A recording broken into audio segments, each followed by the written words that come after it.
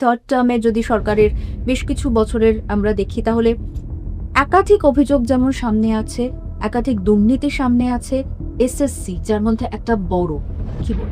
দেখুন, রাজ্যের মুখ্যমন্ত্রী, শিক্ষামন্ত্রী, SSC, West Bengal board of secondary এডুকেশনের যে কর্মকর্তারা সকলে মিলে ষড়যন্ত্র করে যারা যোগ্য প্রার্থী তাদেরকে বঞ্চিত করে, যারা অযোগ্য প্রার্থী তাদেরকে চাকরি বিক্রি করেছেন।